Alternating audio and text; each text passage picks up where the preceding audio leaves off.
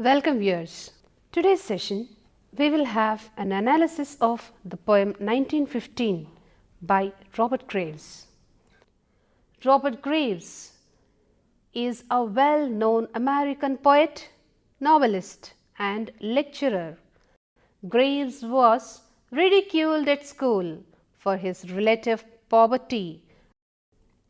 Partly to get away from his life, Graves left his studies at Oxford and was enlisted for the First World War in 1914.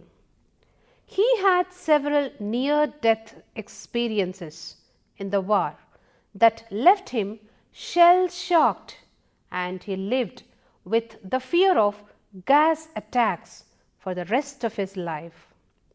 Graves completed his studies at Oxford after the war. Graves was one of the first poets to write realistic war poetry that spoke about life in front-line conflict. His first collection of poems, Over the Brazier, was published in 1916. Graves, along with other poets such as Siegfried Sassoon and Wilfred Owen, were instrumental in initiating a genre of war poetry that sprung up suddenly in the First World War period. Apart from war poetry, Graves in his later life also wrote love poetry. However, Graves was not just a poet. He was a versatile author and wrote novels, short stories, biographies, and even translated some texts. Graves published a collection of short stories called Catacroc, mostly stories, mostly funny. His Lawrence and the Arabs is an acclaimed biography of the renowned British Army officer T.E. Lawrence. Graves was able to give a personal touch to the understanding of this charismatic personality, as they were friends during their days in Oxford University. Graves' autobiography, Goodbye to All, clearly details his experiences in war and the difficulties of adjusting to life after war. In his autobiography, Graves refers to war and all that is associated with it. The frank nature of the book led to many critics banning the book, but the book went on to become a bestseller. Graves was also an acclaimed translator and translated several classical Latin and ancient Greek texts into English. He also translated Omar Khayyam's Rubaiyat in collaboration with Oman Ali Shah in 1967. He published many interpretations of classical poetry such as Greek myths. He wrote many historical novels such as I, Claudius, in which he constructs a compelling story around the Greek Emperor Claudius. He wrote a sequel to it entitled Claudius the God.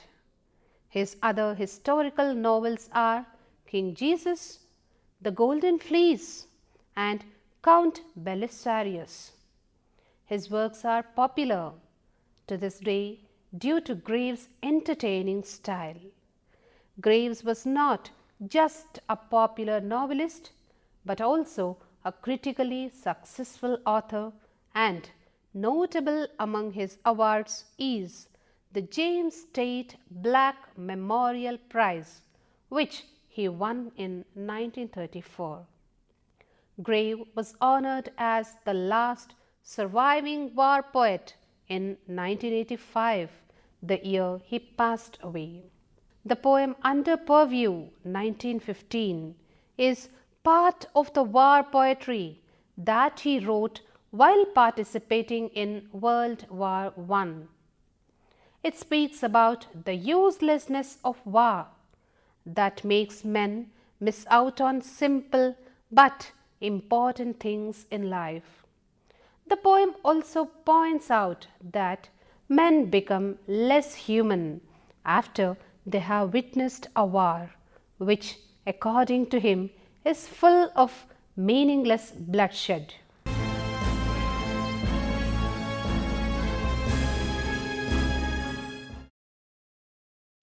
Robert Graves was 20 years old when the First World War took place. He wanted a means of escape from the taunts of his friends and decided to enlist in the First World War in the Royal Welsh Fusiliers in August 1914. He grew up in the belief that England was always right and so sought to prove this through his service in the war. But his hopes of escape and service came to naught. He was disillusioned by war. As early as 1914, he told his friend that he could not imagine why he had joined the war. He felt bad that he was violating his own anti-war principles. But enlisting in the war was also the only thing that youth were supposed to do during the war, irrespective of their principles. In a sense, he had no choice. Graves never found what he was looking for in enlisting for war service. Rather, he found terror and madness. Graves fought valiantly in the trenches of Northern Europe. He was severely injured at one time in the war and even assumed to be dead. He also suffered from guilt as he got away from fighting due to injury while other soldiers had to carry on fighting. He was shocked at the mass killings in the war. He could not understand the killing of so many people when peace was such a desirable and beautiful option.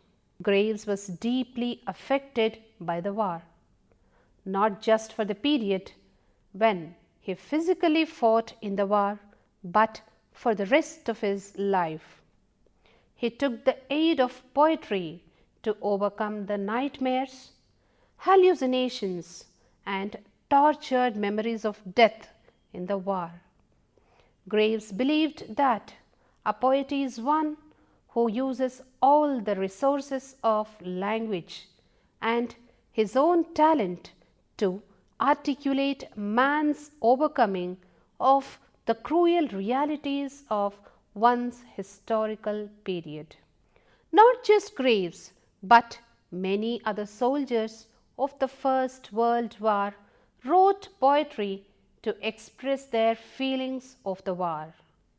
Notable among them are Rupert Brooke, Julian Grenfell, Francis Lewis, Wilfred Owen, Isaiah Rosenberg, Charles Sorey, Edward Thomas, Ivor Gurney, Edmund Blunden, David Jones, and Siegfried Sassoon.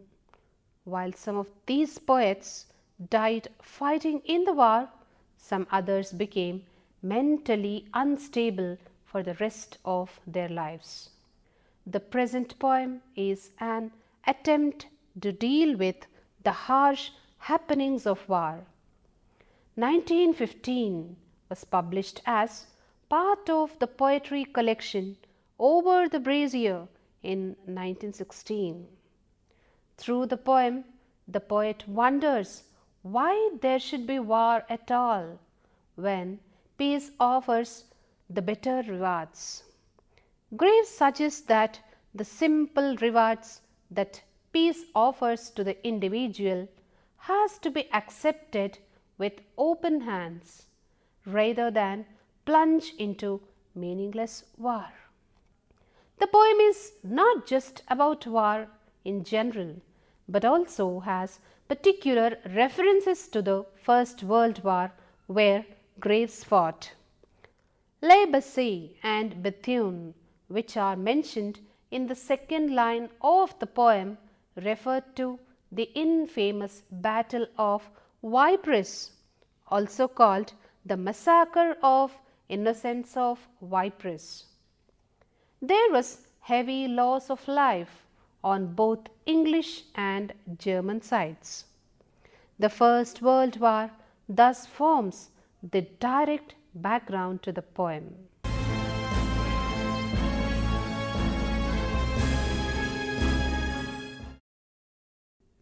The poem is addressed to a loved one, most probably Graves' wife. The addressee is someone who is not fighting in the war and who is waiting for Graves' return. The poem is not a recollection of the events of the war written in a later period of peace, but a piece of writing during the war waiting for action. Patiently waiting in the trenches, the poet says he has watched the seasons change. The reader can glean from this that he has been in the war for not just a month or 2 months, but at least a year, as he has been through the change of seasons. The trenches that the poet is sitting in are fields located between Le Bessay and Bethune. Le Bessay and Bethune, these two place names have special significance in the context of the First World War, especially for Britain.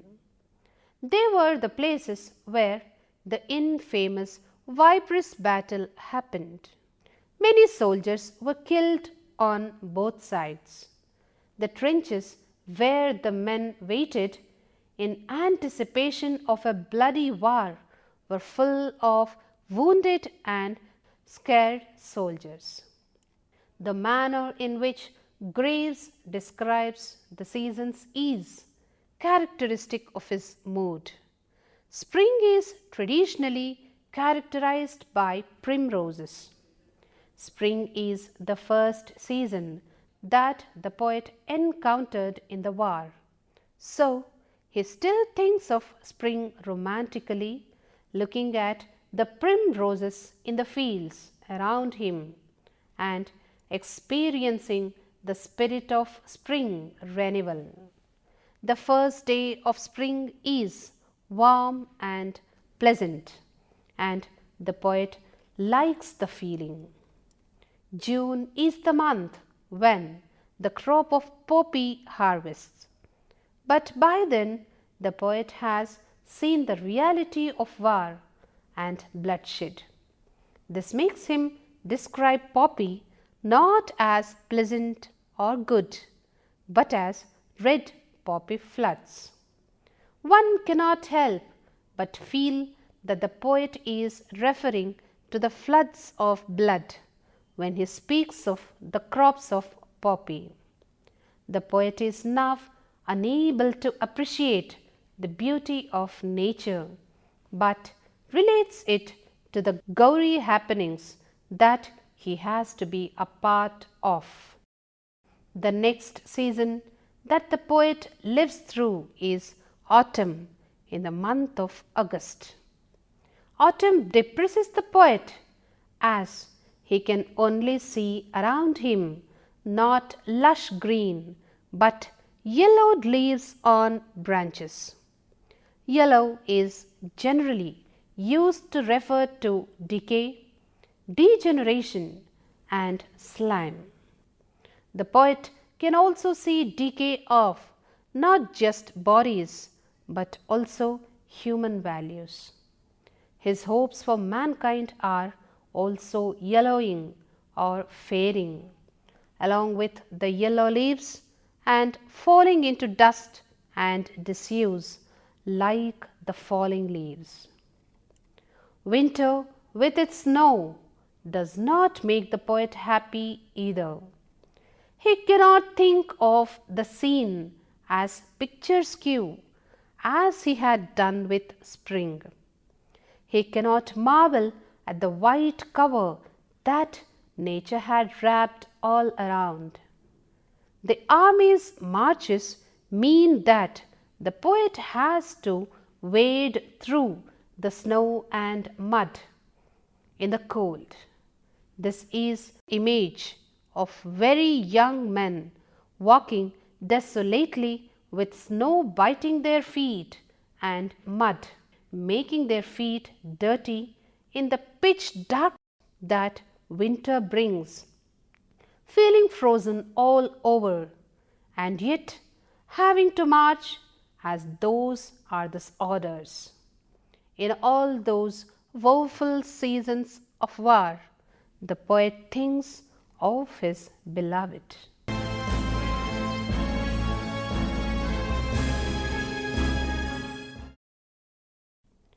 In the next stanza, Graves speaks about the things that he misses the most when he is out fighting in a war. He terms the trenches where he is posted as soul deadening. By this, he is referring to the effect that war has on the soldiers fighting the war. The soldiers are sitting in the trenches, waiting to kill and to be killed, witnessing so much bloodshed that normally one would not see even in a lifetime.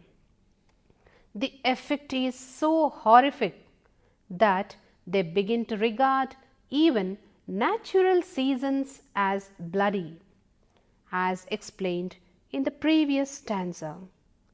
The soldiers lose all humanity and their souls thanks to the soul deadening trenches. The poet tells his sweetheart that she reminds him of all that he has missed, as she reminds him of all the good things in life. Before the war, when at home, the poet was an art lover, looking at paintings and appreciating them. He read a lot of books too. He enjoyed music. He misses all these activities. He also misses the peace and tranquility offered by the woods of England, where he often had walks to soothe himself. He now lacks the innocent love of his dear one. The simple pleasure derived from stealing glances of one's beloved cannot be compared to anything in the world. He also misses the narrow mountain roads full of boulders which he used to frequent. He also liked to sit near the ocean and enjoy the effect of the majestic sea with its hues of green and black had on him. All these things are possible only in the time of peace. They also indicate an intellectual and aesthetic leaning on the part of the poet. Books, pictures, music, innocent love are all products of culture and of civilization. The poet seems to suggest, therefore, that war is a place where culture and civilization are absent. The difference between leisure and boredom is also spelled out here. The activities mentioned in this stanza are those that the English country gentleman takes part in as part of his leisure time. It cannot be considered as work but relaxation. Although there is a lot of free time in wars as well, it cannot be termed leisure but ennui, and tedium. There is always anticipation of the army, but otherwise there is not much to do except observe the seasons. The poet thus dispels the common notion that wars are places of adventure and excitement. The poem is also an elegy on the loss of a way of life. Before the First World War, the upper class hardly had to work. The upper class gentleman would settle in the countryside where he would hunt and go for walks. The ladies painted and played music and sang melodies. It was possible to enjoy the beauty of nature by participating in such activities. One's aesthetic sense was also heightened by these. The First World War put an end to all this as this kind of world came to an end. People moved to cities and looked for jobs, and even women moved away from cozy huts to hard work. Of course, all this is led to a more democratic world and, in a sense, liberation. But it did not necessarily mean that people liked it, and they were nostalgic for the lost feudal past. Also, after the experiences of the war, it was not possible to look at life in a simple manner like one could do earlier. The poet equals peace and goodness.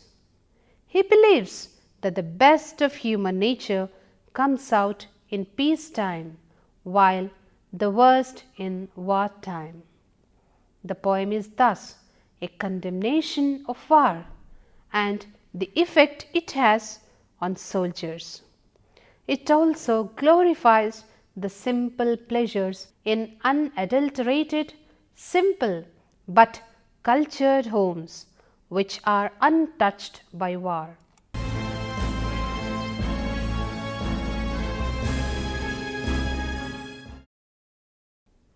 The poem 1915 is a short one of only 14 lines, but it conveys what it wants to in this short length. The language is simple, not consisting of difficult words or allusions that are hard to figure out. The first stanza of the poem about the wartime experiences of the soldiers naturally moves on to the second stanza about the peacetime pleasures experienced by the poet. The 14 lines of the poem make it a sonnet, but it has no definite rhyme scheme. Only a few words rhyme, such as spring everything, sow snow, books comrade looks, and track black. And it is not possible to think of it in terms of rhyme. There are a number of images that are put forward in the poem. Some of the images are primroses, warm days, poppy, yellowing autumn, English woods, ocean, etc. We have already spoken about how primroses signify hope and red poppy floods signify bloodshed. But these are not the only interpretations. Graves used loaded terms in this poem, which suggest altogether different interpretations. For instance, the expression treading the primrose path, being indulgent, given to pleasures, what it means. Also, poppy being the crop of opium, which can be taken as a drug, can be interpreted to mean indulgent. These two expressions taken together make for an interesting explanation. The soldiers spend days of loneliness with only strangers around them. They also experience a lot of pain when they are injured. These two factors make them seek oblivion in some form or the other. This might lead to them consuming drugs to ease the pain of loneliness as well as physical pain. This indulgence is what Graves means by primroses and poppy. He suggests that such indulgence is not good and would not be necessary in peacetime, where the mind is calm. No harmful means of oblivion are needed in such a time. Legacy and Bethune are symbols of the war, motifs that most Britons can relate to, as they were part of infamous Ypres War, where thousands of Britons lost their lives. The very mention of these place names, even as geographical indicators, brings to the mind images of violence. Consciously inserting these names thus is a ploy of Graves to make the reader recall the horrors of war in the second line of the poem. The way Graves has used the seasons is in tune with the general mood of the poem. Unlike most poets who write odes to the different seasons, Graves uses them to understand the situation of the soldiers at war. All the seasons mean hardship and loneliness to them. His use of words is masterful. For instance, the phrase yellowing autumn obviously refers to the yellow leaves that are a characteristic of autumn, but it also refers to the decaying state of mind that the soldiers have reached. They also indicate the slowly fading hopes of humanity. All the images invoked by the poet in the second stanza, books, pictures, woods, music, etc., bring to mind a calm and peaceful existence with the pleasures of conversation and love.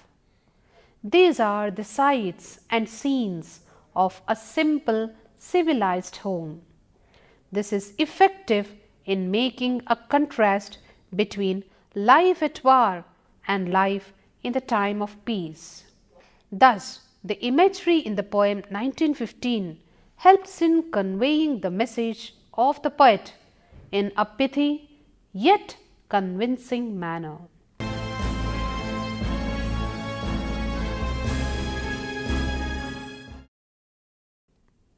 It is significant to study the present poem for various reasons.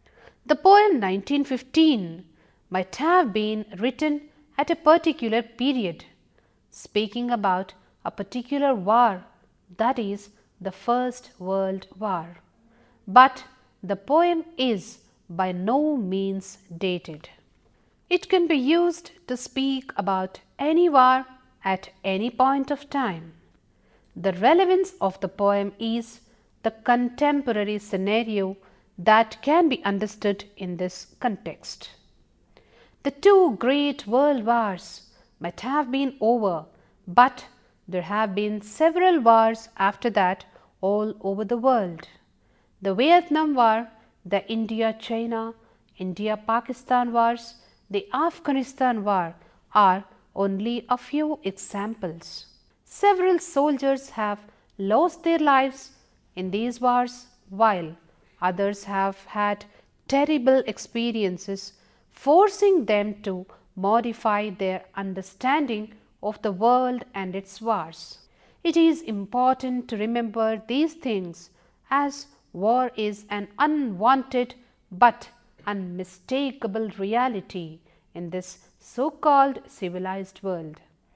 Before thinking of war, people who rule countries would benefit by reading poems like these and mulling over them. The futility of war and the hardships of soldiers, as shown in the poem, might change the minds of the politicians, and we might yet have a peaceful world.